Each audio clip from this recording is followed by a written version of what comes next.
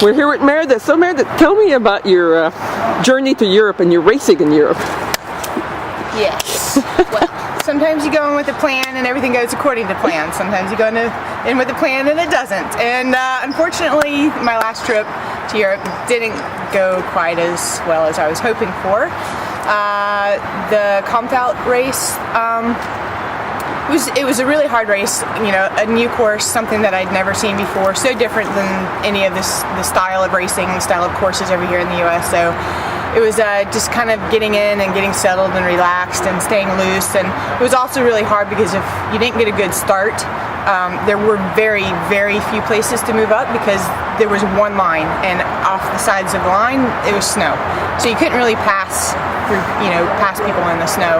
So, but I was slowly making my way up, trying to be patient, and on the last lap I came down a descent, hit a frozen rut, and it just kind of threw me into this fence, and you know, kind of had to get up and straight out my bars, and then just sort of limp to the finish because there was nothing I could do at that point because it was the last lap.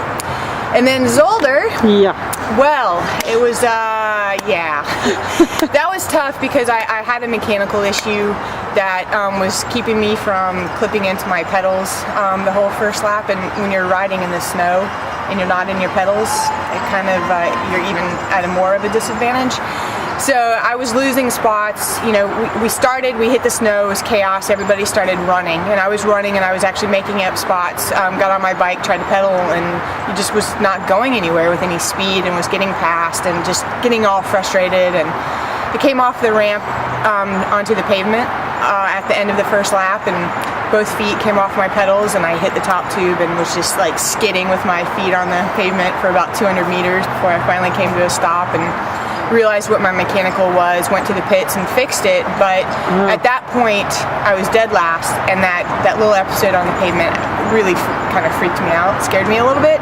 So I'd lost all focus, and that was the kind of course that required 100% focus, and I'd lost it. And I think also the accumulation of all the mishaps and frustrations that I've had throughout the season, that was just the ultimate. That was what broke the camel's back, and I tried to ride for about another minute, and I wasn't in it, and I wasn't in the race, and I wasn't in it mentally either. Yeah. So I saw you pull out. I've never seen that before. No, and I don't do that. And it, you know, had it been different circumstances or a different course or whatever, you know, maybe I would have kept fighting back, but it was tough. It was really hard to deal with, and I knew that I wasn't going to be making up spots, and also, like I said, I'd lost that focus, and it was just going to be even sloppier out there. I mean, it was sloppy to begin with. You know, everybody was crashing here and there, but you still had to, you know, keep a steady head on your shoulders, and I had lost that, and so I knew that it was just going to get even more frustrating for me if I had kept going. So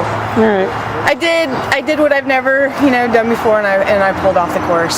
So how do you adjust to that mentally now that you are going to Worlds? Right. Well, I think, you know, I definitely had a little bit of a meltdown afterwards, I'll admit it, and you know, got it out of my system, and you know, came home and had a couple days at home to relax and recuperate, and you know, my husband was there with me, so he was actually able to calm me down a little bit too, but so got home and, you know, just kind of refocused. And my goal all season long has been to go to Worlds, and so I didn't want to let, you know, 1 or 2 races upset me and get me off track to reach my goal. So I came home and watched a couple, you know, I watched Coxside on Universal Sports, and you know, just saw Katie out there killing it, and I was like, all right, I want to be back there. I want some redemption. I want to redeem myself, and I know that I can. So I didn't want to end, you know, that way, and so I've just been able to refocus and prepare. Okay, so now you're going to do Hoogerheid, and then okay, I can't say that. I know.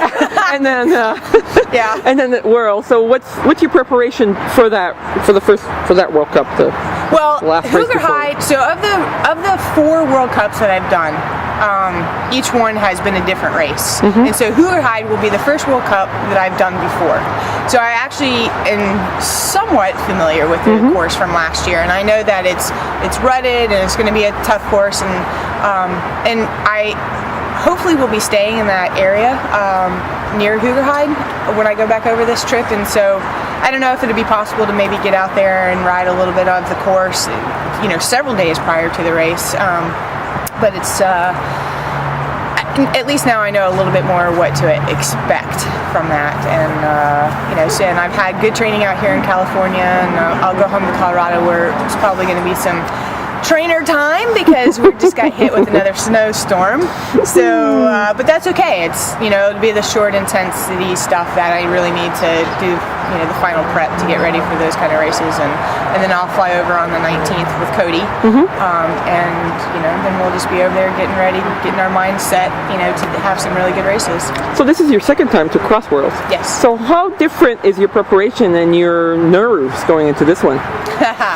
Well, I'm sure to be the same, similar, because I've never seen the course there before either, so I really don't know what to expect, just like I didn't know what to expect last year. I know what the atmosphere and the environment is going to be like, but as far as the course itself, I have never seen it before. I know their worlds were there several years ago, so I've heard bits and pieces from people what the course is like, whereas with the Czech Republic it was new for everybody.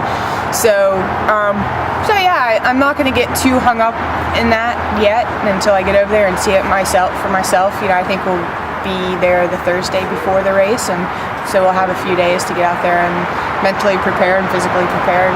Okay, what's tougher, mentally prepare or physically prepare for you? Probably mentally. Yeah, because I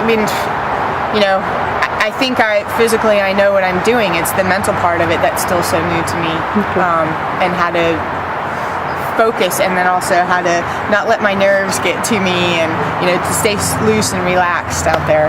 So I've been to now I've been to races in Belgium and World Cups. I haven't been to Worlds yet. So how different is Worlds compared to like a big World Cup? A lot more people, and they actually cheer for everybody.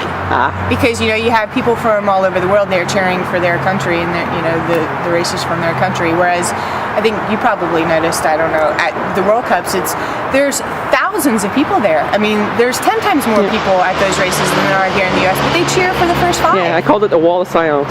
Exactly. I mean, and I even noticed it while I was racing, because there were times when I was like, I could really use a little bit of, motivation here from somebody, and it's just so stone cold silent there. And it's amazing to see how many people are out there, and that you've got real fans, because they're not there because their husband or their wife or their kids are racing. They're really true cyclocross fans, and I think we're getting more and more of that here in the U.S. as we build momentum for 2013 in Kentucky and all that. But it's really crazy to me how quiet I agree. are.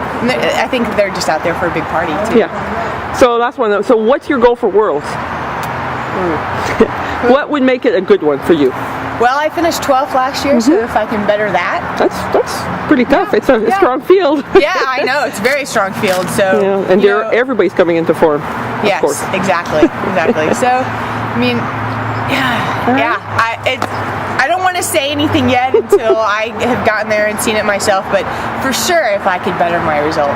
Okay, now we're here in sunny California. Yes. So you're a practice race. It's not a big race. So what's the best way to heckle you today? Let's see what works. What works? Oh, anything. Like I said, I just like hearing people yell. What's the best one you've ever heard? Ooh, that's a good question. I can't even remember hearing that many really. Wow. Okay.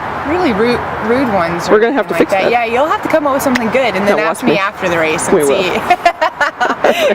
Or maybe I've just put all those kind out of my mind. It's only the ones that are like, yeah, come on, that are. Well, it's boring. Yeah, I know it is boring. And okay, thanks, Meredith. Sure. Come on, clip in, you brave bastard, Meredith! Come on, clip in, get on there! Come on, Meredith! Come on, you roadie! Come on, Meredith! You go when you're clipped in! You can catch it!